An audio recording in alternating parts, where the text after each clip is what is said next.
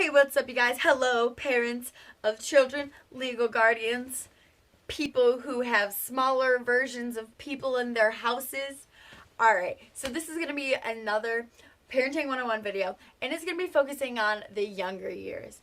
I think this is really important because it really shapes who you are. Again, I am not telling you how to parent your kids.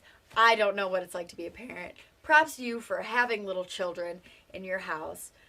I couldn't do it right now. Maybe someday. Anyway, I'm going to talk about younger years. So what I really loved my parents did, they always let me figure things out. And you'll hear me say that a lot. They let me do my own thing. They were like, you know what? If you want to go climb that tree, you climb that tree, and I'll see you when you fall. Just kidding. My parents are so great. But they did. If I wanted to do something, they'd be like, you know what? You go do that. You climb that tree. We'll be here, and we'll make sure you're okay. They let me run. They let me play. They let me do things that I wanted because they didn't put me in a bubble. And I really appreciate that. And I'll probably stress that in a lot of my videos. Please don't put your kids in a bubble. If you watch the interview where I talked to Grace Norman, we hit a little bit about being on regular kids sports teams. When I grew up and I was like, you know, Mom, I want to play some soccer. I want to play softball. It was never, oh, okay, let's find you a team with kids who also have disability. It was like, all right, let's go sign you up. Let's get you a glove. Let's get you a soccer ball. Let's get you what you need. And I really appreciated it because I never felt different. Well, okay, I obviously know I was different, but I was like, you know what? I can pitch just as good as she can, and I can kick the soccer ball just as good as she can. So it really boosted my self-confidence.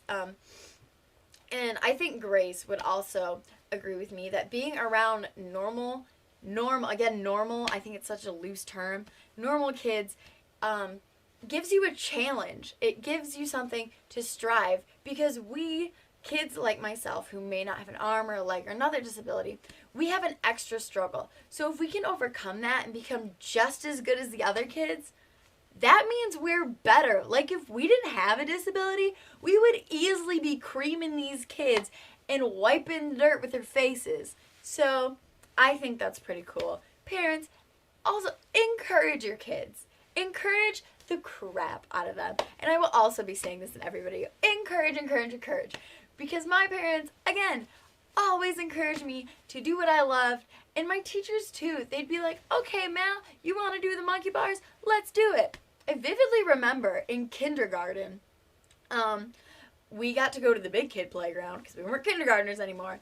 And there were these little half circle monkey bar things, and they were on chains. And I was like, you know what?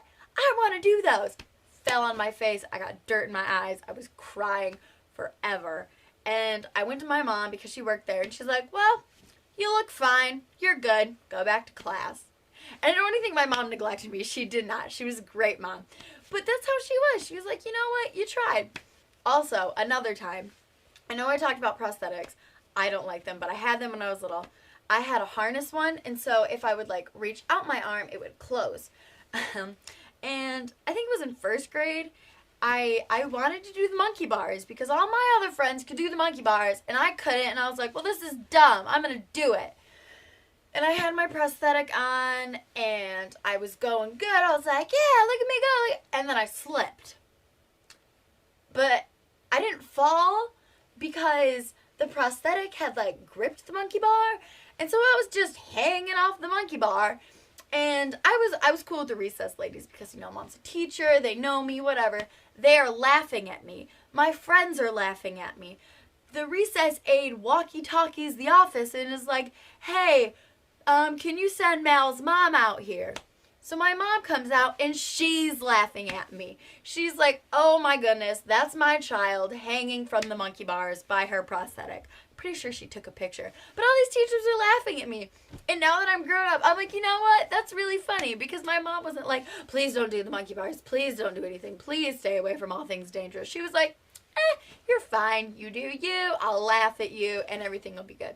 So parents, please, when your child's young, obviously, don't let them do crazy things like fall down the stairs or, I don't know, learn to ride a unicycle before they ride a bike. I don't know. Crazy things.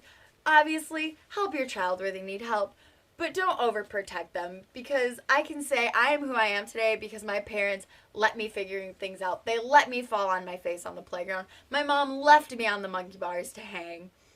Oh, that sounds so bad. Let me hang by my prosthetic. There we go. And you know what? I am more adventurous now because I wasn't put in a bubble.